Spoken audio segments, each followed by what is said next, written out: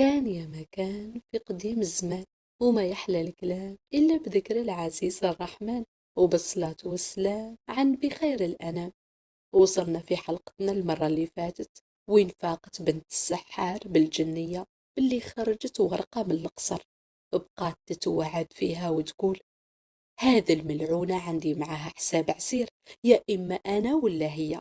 ضك تتكلم بالسيف عليها، مازال ما تخلقش شكون يوقف في وجهي.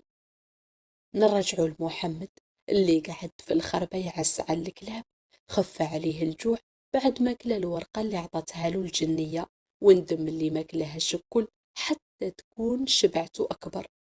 كي بداو الكلاب يردموا في العظام تاع الجثث اللي كلاوهم، عرف محمد باللي وقت المروح قرب والشمس بدات تمسى. وقف وصفر عليهم جاو، أربط لهم السلاسل في رقابيهم وهزوه وبداو يجروا فيه وراهم.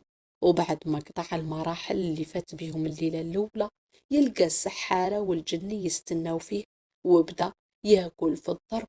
والمرة هذه كان كل شيء أقوى من المرة الأولى، وما حطوا الجني على فراش الشوك غير والموت في حلقه. كي حط له الجني سطل تاع الماء، بدا محمد يغسل في كل بلاصة من جسمه حتى خفت وجايعه، وتفكر ما قراه في الورقة اللي خلتها له الجنية. ووقتها بدا يحوس على حبة الزيتون وحبة الرمان، كي لقاهم رماهم في وسط سطل الماء، وفي غمضة عين ولاو آلاف الحبات، وتعبى سطل بالزيتون والرمان. اترمى عليه وبدا ياكل حتى ما قعد في هذاك السطل غير حبة واحدة رمان وحبة زيتون. خرجهم وحطهم في بلاصتهم، وناض بالزربة وبدا ينحي في القش الملطخ بالدم اللي كان لابسه، وبدا يجبد في الشوك من تحته ويحط فيه في لحمه، والدم يجري من جسمه وهو يتلوى من الوجايع.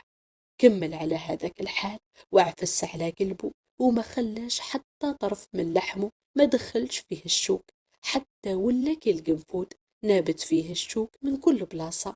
وقعد يستنى والدم يشرشر منه وهو صابر على وجايعه، حتى فات نص الليل وحبست الحركة. وقتها نحى سلسلته من رقبته وعلقها على قفل الباب، وبدات هذوك الأقفال تتحل بالواحد حتى تحلو كامل. خرج، وأول ما مشى خطوات عرض له الكلب الأول، فمه محلول ونيابه كأنها سيوفة مسلولة، ترمى عليه وطيحه في الأرض. غمض محمد عينيه وشهد، وقعد يستنى في عضة الكلب اللي راح تقضي عليه. بصح الكلب كي عضه تعبى فمه ويديه ورجليه بالشوك، بدا يلحس في روحه والشوك داخل الكرشو. ما طولش وطاح في الأرض. خلى محمد الكلب الأول مطيش يتوجع، ورجع للبيت اللي كان فيها، وعاود غطى لحمه بالشوك، ويعوض في كل مكله الكلب الأول. وعاود خرج مرة أخرى وقعد يمشي حتى لقى باب كبير من النحاس وعليه 7 أقفال. عاود نحى سلسلته من رقبته وبدا يعلق فيها من قفل لقفل حتى تحلوا ال7 أقفال. دز الباب ودخل، وأول ما دخل اتخلع من اللي شافه، يبس في بلاصته وما عادش يقدر يتحرك، ونسى كل ما فيه من وجايع قدام المنظر المرعب اللي شافه. عاود حل عينيه يثبت، يشوف هذيك الجنية معلقة من شعرها في السقف، ونفس الجني واقف بحذاها يقطع في اللحم بموس من فخاذها ويشوي وياكل، وهي تصيح وتستغيث. والجني ياكل في لحمها ويقول لها: اتكلمي، قولي على سر الورقة ولا ما نخلي فيك غير العظم. والمسكينة تصيح وتقول له: ما نعرف والو وما نقول والو. عرف محمد باللي هو سبب عذابها وهمها بغلطته المقصودة وقت خلى طرف من هذيك الورقة، وقرر باش يموت ويخلصها من اللي هي فيه. وقدم باش يرمي روحه على الجني ويلهيها عليها شوية ويرتاحها حتى دقايق معدودة من عذابها. هو في حيرة مع روحه، وتفكر وصيتها ليه باش ما يتلهاش غير بالحكاية اللي جالها. بدا يمشي على طرف رجليه حتى بعد عليها وعلى الجني. قعد يمشي في دهليز طويل، لقى غير آخر باب كيما البيبان اللي سبقوه. حلو بالسلسلة تاعه وكي دخل ترمى عليه الكلب الثاني وصرالو كيما صرا للكلب الأول، مات غاصص بالشوك في حلقه، وما تخلص منه محمد غير بعد عناء طويل، وكمل طريقه يمشي في دهليز آخر في الظلام، في آخره يلقى باب آخر، وكي حلو يلقى الكلب الثالث، وصرالو نفس ما صرا لخاوته. اتنفس محمد كي ارتاح من الكلاب الثلاثة، وقعد ينحي بقى من شوك في لحمه، وبعد ما رد النفس كمل طريقه حتى بدأ يشوف من بعيد في ضوء، قعد يتبع فيه حتى وصله، يلقى كوري كبير فيه 3 حيوانات يرعبوا كأنهم جبال عالية، الأول صيد، والثاني جمل بو1 بتين، والثالث حنش بو7 روس، ال3 مسلسلين بسلاسل قوية مشدودين للحيط. هما شافوا محمد وبداوا يتصايحوا، أصواتهم تزلزل في الأرض. خاف محمد، وبعدها تفكر وصية الجنية، قوى قلبه وقعد يثبت فيهم، يشوف قدام الصيد كوم كبيرة من حشيش وشعير، وقدام الحنش بقرة مذبوحة ومسلوخة، وقدام الجمل قفة كبيرة معبية بالعظام تاع الدجاج. اتشجع وقرب من الجمل، وبدأ يكركر في البقرة حتى قربها من الصيد اللي ترمى عليها، وبدأ ينهش فيها وسكت حسه. زاد كركر الحشيش والشعير وقربهم من الجمل اللي اغتص فيهم ياكل كأنه عنده عام ما ضاقش الزاد، وكركر قفة العظام وحطها قدام الحنش اللي مد لسانه، وبدأ يمص بالعظمة ويطيش حتى كملهم. اتكلم الحنش بعد ما شبع وقال لمحمد: اطلب يا انسي، تحب نغنيك ولا بالعز نعليك؟ قال له محمد: اعطيني الامان يا سلطان. طبس الحنش راسه كأنه خايف، وبعد مدة عاود هز راسه وقال له: جميلك سبق، انا نعطيك الامان حتى لو كان نخسر روسي ال7. زاد قرب محمد من الجمل، يلقاه كمل ما قدامه من حشيش وشعير. اتلفت له الجمل وقال له: اطلب وش تحب، ما نرجعكش خايب، لو كان نعرف روحي نموت. قال له محمد: اعطيني الامان.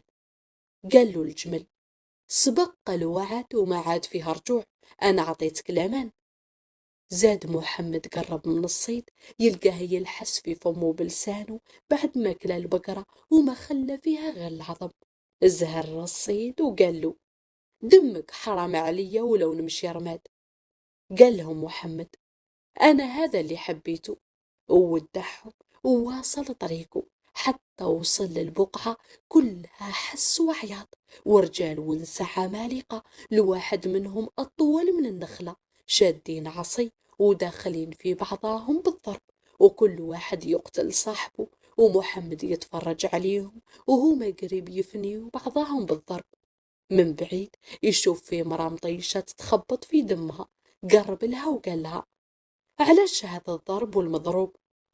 قالت له: يا انسي، امنع بروحك لا يلحقك الطريق وتاكلها كيما كلها غيرك. قال لها: انا نقدر نحل هذا النزاع اللي بيناتكم، احكي لي وش القصة. قالت له: حربنا ما تخلصش هذو قرون، حتى السحار ما قدرش عليها، راح تقدر انت اللي طولك ما يفوتش صبع يدي. قال لها: انا نقدر نحل هذا النزاع اللي بيناتكم، احكي لي وشني القصة. قالت له: حربنا ما تخلصش هذو قرون، حتى السحار وما قدرش عليها، راح تقدر انت اللي طولك ما يفوتش صبع يدي. قال لها: انتي قولي لي على اصل المعركة وسببها، وذوك تشوفي كيفاش انا ننهيها، ولا كان ما نهيتهاش اقتلوني.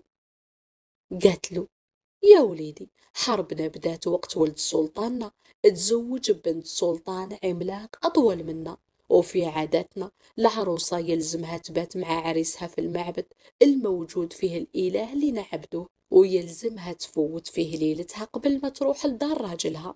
كي جينا ندخلوها للمعبد ما قدرتش على خاطر الباب أقصر منها وقعدت لبرا. وقتها سكان مملكتنا قرروا يا إما يقطعوا راس العروسة ولا رجليها باش تقدر تدخل، بصح أب العروسة اللي هو سلطان مملكة العمالقة الطوال أرفض وقال: ما تمسوش بنتي. كسروا باب المعبد باش تقدر تدخل، وكبر الخلاف ما بيناتنا، وقعدت العروسة قدام باب المعبد والعريس الداخل. ضرك سنين طويلة، ومن وقتها وحنا نتحاربوا، حتى ولات بلادنا وبلادهم جبانة مفروشة بالجثث. حبينا يفصل بيناتنا السحار المعروف عند الجان بالذكاء وعند الإنس بالدهاء، وهو لقالنا الحل اللي هو في عوض ما نتحاربوا في بلادنا ونقتلوا بعضانا، اقترح علينا باش كل يوم نبعثوا احنا 1000 شخص من عندنا وهما يبعثوا 1000 من عندهم، ونتقاتلوا في هذه البقعة. وهانا درك سنين كل يوم يموتوا في هذه البقعة الآلاف، والنهار اللي بعده كيف العادة آلاف اللي يموتوا. واليوم جات القرعة علي أنا وراجلي، وهاك تشوف في مصيري، وغدوة راح يكون مصير ولدي ومرته. قال محمد للمرأة: ايه، والسحار وشني مصلحته كي نتوما تتقاتلوا في هذه البقعة؟ قالت له: يا وليدي، السحار عمره ما يدير حاجة باطل، ومادام قرر باش تكون حربنا هنا لازم عنده فيها مربوح. كيفاش يرضى باش نخليولو كل يوم 2000 جثة مطيشة ليه باش يدفنهم؟ أكيد عنده ما يدير بهذه الجثث. قال لها محمد: أنا عندي الحل باش تتقص الحرب بيناتكم. ما صدقتش المرا كلامه وقالت له: الأرواح قاعدة تطيح وانت تقصر بيا، كيفاش راح نحبسوها؟ وغير درك حكيت لك أسبابها اللي صعبت على علمائنا، وحتى السحار ما لقالهاش حل. قال لها: وصليني لسلطانكم وضوك تشوفي بعينيك كيفاش أنا ننهي خلافكم. خمت المرا شوية وبعدها قالت له: هيا معايا. هزاته من اكتافه وحطاته في كفها وطارت بيه في السما، وما فاق محمد بروحه غير وهو فوق مدينة بنيانها أكبر وأعلى من الجبال. هبطت بيه فوق قصر عظيم، وأول ما هبطت العملاقة تلموا بها الحراس وبداوا يصيحوا: هذه هربة من الحرب، أحكموها. قلت لهم: لا لا، مانيش هاربة من الحرب، وصلوني للسلطان وأنا نحكي له على كل شيء. وفي الحين قادوها للسلطان ودخلوها عليه، تلقاه يعيط والغش مسيطر عليه. وأول ما شافها قال لها: هاربة من الحرب؟ تحسبي في روحك مانعة من الموت؟ قالت له: لا لا يا سيدي، الموت ما هارب منها حد، في بلادنا اللي ما يموتش اليوم يموت غدوة. أنا جيت باش نوصل لك أمانة وراجعة للحرب. بدا هذاك السلطان يهدى وقال لها: وشني هاد الأمانة؟ حلت المرا كفها وقالت له: هاي في يدي، هذا الإنسي يا مولاي يقول باللي هو عنده الحل لمشكلتنا، وقال باللي هو قادر باش ينهي الحرب بيننا وبين أعدائنا. ضحك السلطان وقال: هذا الصغير راح يفصل خصامنا. قال له محمد: يا مولاي، وصلوني للمعبد وضك تشوف بعيني كيفاش نفصلها بيناتكم، ولا كان ما لقيت لكمش الحل اقتلوني. خمم السلطان وقال له: ما خاسرين والو، معليش نضيعوا معاك شوية وقت، وإذا ظهرت تتمسخر ما تلوم غير روحك. ناض السلطان والحاشية تاعو وهزت العملاقة محمد في كفها، وقصدوا ربي للمعبد. يلقاو العروسة ما زالت بكسوة العرس قاعدة قدام المعبد عندها سنين، يجيبوا لها تاكل وتشرب ودايرين لها فراش ترقد عليه، وهي على هذاك الحال قاعدة تستنى في نتيجة الحرب، يا إما يتكسر باب المعبد ولا يتقص راسها. قال لهم محمد: قولوا للعروسة توقف. وقفت هذيك العروسة، ثبت محمد يلقى راسها أعلى شوية من الباب. تلفت للعملاقة اللي هزته وقال لها: حطيني الداخل من باب المعبد، وكي تطبس العروسة دزيها من ظهرها. قالت له: وزعما تقدر تدخل؟ قال لها: ديري اللي قلت لك عليه وانا نعطيك الجايزة اللي يعطيها لي السلطان. حطاته المرأة قدام العروسة داخل الباب، ووقف محمد وقال لها: تحبي تدخلي للمعبد من غير ما يتقص راسك؟ قالت له: هذا اللي حبيته هذه سنين. قال لها: هزيني من الأرض وحطيني في كفك دوكا أنا نقول لك كيفاش تدخلي. طبست العروسة باش تهز محمد، هي طبست والعملاقة دزتها من اللور وفاتت من الباب ودخلت للمعبد. بدات تنكز من الفرحة، اترمى عليها عريسها اللي كان يستنى فيها سنين طويلة، وبداو يصوتيو في زوج طايرين بالفرحة. تعجبوا كل الحاضرين كيفاش دخلت العروسة بهذه السهولة وهما سنين وما وصلوش لهذا الحل. وكان استغراب محمد أكبر من هذا الناس اللي بالرغم من كبر أجسامهم عقولهم صغيرة لهذه الدرجة. وصل بهم الغباء أنهم يحيروا باش يقولوا للعروسة طبسي راسك باش تدخلي من الباب. وقال محمد بينه وبين روحه: سبحان ربي ما أعظم أحكامه، خلق هذا الناس طول وعظمة، وأعطاهم عقول صغيرة باش ما يطغاوش في الدنيا. لو كان جو أذكى من هكذا راهم سحقوا العالم، ولو كان ماشي غبائهم ما يعيش حد معاهم. بعث سلطان العمالقة القصار لسلطان العمالقة الطوال يبشر فيه بنهاية الحرب بيناتهم، وحكاله كيفاش هذا الإنسي اللي قد النمالة دخل العروسة للمعبد من غير ما يقص لها راسها ولا حتى يكسر الباب. فرحوا أهل المملكتين بنهاية الحرب، وطلبوا من محمد باش يطلب وش يحب. قال لهم: ما عندي ما نطلب غير جايزة تليق بهاد المرأة اللي كانت سبب في وصولي لكم.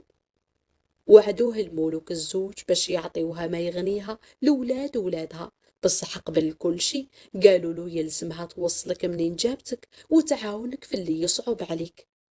بقاهم بخير، وطارت به العملاقة وما حطت به غير في البقعة اللي هزته منها، يلقوا فيها غير الجثث مطيشة ومكدسة فوق بعضها، جثث عمالقة مزروعة في الأرض، والدم داير سواقي وأنهار. قالت المرأة لمحمد: يا وليدي وش ناوي تدير في هذه البقعة المرعبة؟ قال لها: أنا في هذا البقعة يبدأ خلاصي، خبيني في جيب جثة من هذا الجثث باش كي يجيو يهزوهم يوصلوني معاهم وين نحب أنا. قالت له العملاقة: مانيش راح نخليك وحدك، نحسب روحي مت في الحرب، يلزمني نعاونك كيما انت خلصتنا من هذا الحرب والأموات بالآلاف كل يوم. وخباته بين الحمها وحوايجها، وتمدت في القاعة بين الجثث المرمية، بعد ما مرمدت روحها وحوايجها بالدم ودارت روحها ميتة مع الأموات. ما فاتش وقت طويل وعلات أصوات مرعبة، وزلزلت الدنيا وترجت الأرض، وكل شوية يزيد يقرب الحس ويقوى، حتى حس محمد وهو متخبي تحت حوايج العملاقة بريح قوية وسخونة كأنها نار جهنم اللطف. بدأ يخرج في راسه باش يشوف وش كاين، حتى يشوف فيها ما تمشي على 8 رجلين كأنها جبل يتحرك، ومع كل خطوة تزلزل الدنيا تحتهم، وفمها محلول والنار خارجة منه تحرق كل ما يعرض لها في طريقها. وبرغم الأهوال والأغوال والتعب اللي شافه محمد، إلا أنه هذا المنظر بعث له الرعب في قلبه، وخاف على روحه وعلى العملاقة اللي معاه، وقال: درك تأكدت باللي الجنية بعثتني للموت، كيفاش راح نواجه هذه الهامة الجبارة اللي ما يقدر عليها غير ربي سبحانه. الجنية قالت لي في رسالتها باللي ماشي صعيب باش نقرب لهذه اللافة. وقعدت هذيك الهامة تقرب وتصيح كأنها الرعد القاصف والريح العاصف، تحرق كل ما يعرض لها، حتى قربت من الجثث المكدسة، طبست تشم فيهم، وطفات النار اللي كانت تشعل من فمها، وبدات تغرف كأنها كماشة، وكل ما تزيد لقمة تهدى وينقص صياحها. تلهات في الماكلة وما عادتش مثل الفتل اللي يدور بيها، وقعدت تغرف في الجثث بفمها وتبلع. بدأ يخف الخوف من قلب محمد، وقال: الموت راح نموت، والأحسن أني نموت وأنا ندير في حاجة تفيد، خير من اللي نموت متخبي في حوايج هذه العملاقة المسكينة. وقال لها: درك راح نخرج ندير اللي يلزم، وانتي قعدي في بلاصتك، ولا كان شفتي لها ما طاحت ازربي روحك شقي لها صدرها وحوسي على قلبها ذوك تلقيني بحذاه، ولا كان وصلت هذه الهامة لبلاصتك وما صرا والو، اهربي ومنعي بروحك وانا الله يرحمني. وعداته العملاقة باش تدير اللي وصاها به، وودعاته ودموعها هابطة على خدودها. نكز محمد وبدا يجري بعد ما حط خنجر كبير من خناجر هذوك العمالقة في يده كأنه سيف، وقعد يقرب ويتخبى بين الجثث كي الفار، حتى قرب لهذيك الهامة وهي لاهية تبلع في الجثث. اتخبى في جثة منهم، وفي لحظات حس بها مرفوعة بين السماء والأرض وهو معها، وشعر بروحه كأنه ترمى في داموس ظلام، والجثة هابطة في هفهوف غارق وهو هبط معاها، وبدأ يحس في السخانة حتى قريب يتقطع عليه النفس. اصبر على ده وقعد يستنى في اللحظة الحاسمة. طاحت الجثة وهو معاها في معدة الهامة. بدأ هو يحوس على بقعة ينقب منها المعدة باش يقدر يتنفس. بدأ النفس يتقطع عليه وكثرت عليه الروايح، وكي لقى البلاصة المناسبة هز الخنجر بيديه الزوج، وبكل قوته ضرب ضربة قوية نقب بها المعدة وحل فيها مخرج، وقعد يوسع فيها وجبد النفس وخرج من هذيك النقبة، وقعد يتشعبط في المصارن حتى وصل لبلاصة القلب. قال في قلبه: كيفاش راح نقصه بهذا الخنجر؟ انتي هذا تحب له مدافع وما تهدوش. بدا يتشعبط طالع فوق القلب كأنه طالع الجبل. اطلع حتى وصل للآخر. بدا يحوس على بلاصة تكون سهلة في القصان حتى شاف عرق كبير كأنه جذع تاع شجرة. قال: ممكن يكون هذا العرق هو اللي يوصل الدم لهذه اللافة. هز الخنجر بين يديه وبدأ يضرب في العرق ويعاود، وبعد شحال من ضربة قوية وتعب كبير شاف دم قوي خارج.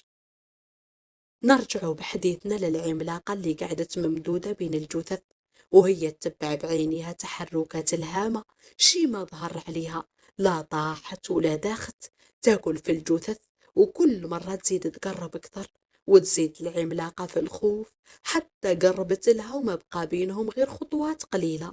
خمت العملاقة في الهروب، بصح ما طوعهاش قلبها، وقعدت تستنى لآخر لحظة بالك تقدر تمنع محمد.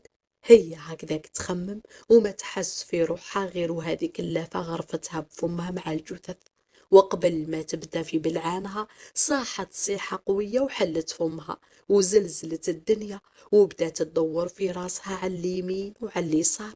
طيحت العملاقة من فمها وبدأت تضرب في راسها على الأرض، والصياح يزيد يقوى، وبعدها طاحت في الأرض.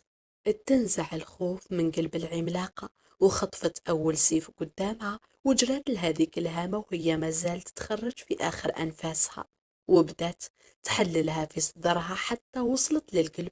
كملت قصاته وحطاته على جنب، وبدات تحوس على محمد، تلقاه مكبش كي العلقة في عرق من العروق، مكسي بالدم وقريب يدوخ. مسحاته وحطاته يرتاح، وبرغم إلحاح العملاقة عليه باش يزيد يرتاح ويرد النفس ما سمعش كلامها، وناض وقال لها: الوقت قريب يخلص، لو كان ما نكملش ما وصاتني به الجنية في الوقت المحدد نخسر كل شيء، وكل اللي درته يرجع عليا بالمضرة والخراب. ما فهمتش العملاقة اللي قصده محمد، وقعدت تتفرج عليه وش راح يدير. أول حاجة دارها طلب منها باش تقص هذاك القلب على زوج، وكي قصاته قعد يحوس في وسطه حتى لقى زوج صنادق صغار مصنوعين من الذهب، خرجهم ومسحهم من الدم اللي مغطيهم. يلقى واحد مرصع بالزمرد والثاني مرصع بالياقوت. حل الصندوق الأول يلقى فيه دودة مشعرة، هزها بين صباعه، وهنا وقف قدامه خيال من الدخان وبدأ يصيح: يا سيدي بجاه ربي ما تقتلنيش، وش راح يفيدك قتلي؟ خليني حي ونخدمك طول عمري، نغنيك ونحكمك على الإنس والجن. أضحك محمد وقال له: يا سحار الشؤم، ذكي طحت بين يدي واللي تطلب في الرحمة، ما رحمتش انت آلاف الضحايا اللي جاو بين يديك، وكلت لحمهم لكلابك وعلقت روسهم على أسوار قصر السلطان، عذبت الإنس والجان، قتلت خاوتي الستة يا كافر بالله ورسوله، يا عدو الإنسانية، منين راح تجيك الرحمة انت وبنتك؟ وبدا خيال الدخان يصيح ويستغيث، وبعدها قال له: يا سيدي لو كان نقول لك على سر كبير ترحمني. قال له محمد: قبل ما تقول لي على السر نحبك تهز يديك على كل شيء، وتنزع أسحارك من كل ما هو مرصود لك، وتعتق الإنس والجن اللي في خدمتك. من غير ما يناقشوا بدأ هذاك السحار يتمتم ويعزم ويبخر، ومع تعزيمه تعالت الأصوات من كل جهة وجانب، أصوات تهلل وتكبر وتذكر في اسم ربي. صاح محمد وقال: كل من تعتق وتحرر من أهل الجان يحضر معانا في هذه اللحظة. وأول من حضر وهبط كانت الجنية اللي عاونت محمد، هي وأخوها ومرته اللي كانوا مسحورين في صورة طيور. وبدات ملوك الجان هابطة وجاية من كل مكان، وعلامة الراحة باينة على وجوههم، وهما يشكروا في محمد اللي خلصهم من شر هذا السحار. زاد محمد حل الصندوق الثاني، يلقى فيه دودة تشبه للدودة الأولى.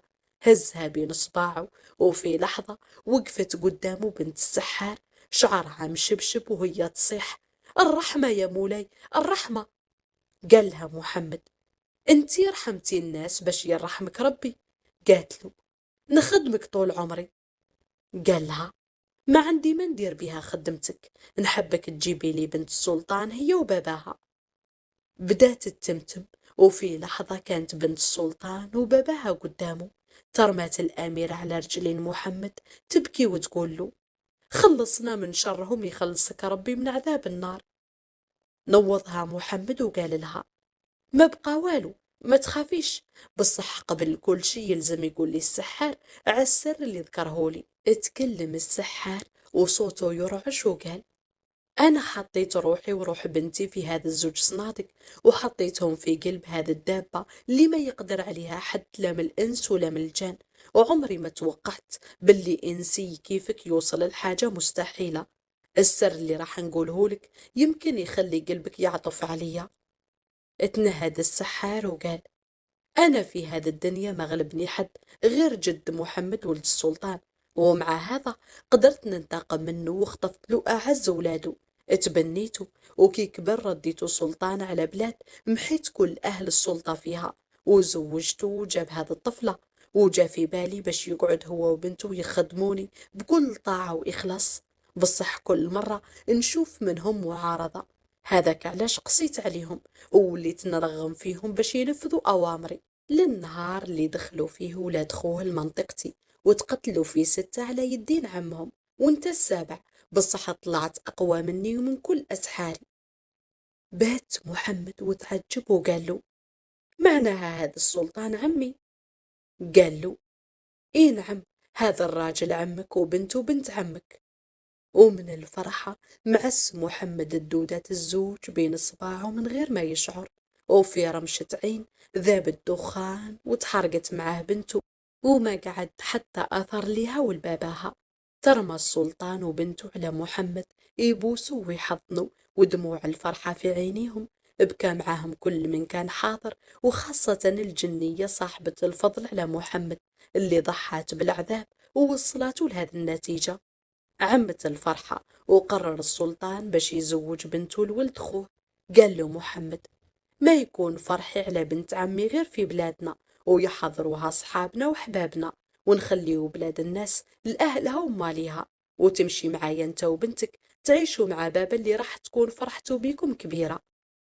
وهذاك اللي صار، حط محمد صاحب المرقد سلطان على البلاد، وتحلت المساجد وعمرت، وعمت الفرحة والسعادة كامل البلاد. هز محمد عمه وبنته وطاروا بهم العمالقة والجان، وما حطوهم غير في قصر السلطان أب محمد اللي كانت فرحته عظيمة برجوع ولده وأخوه. وتقامت الأفراح والليالي الملاح، شبع الجيعان والتكسى العريان، وتزوج محمد بنت عمه. وكانت هدية السلطان المحمد أنه تنازل له على العرش، وتواصلت سعادتهم وفرحهم وهناهم. وهنا خلاص حكايتنا النهار اليوم، نتمنى تكون عجبتكم، وانا ما بقى لي غير نقولكم تهلاو في رواحكم، وهما راحوا تيس تيس، واحنا بقينا ناكلوا فرفيس.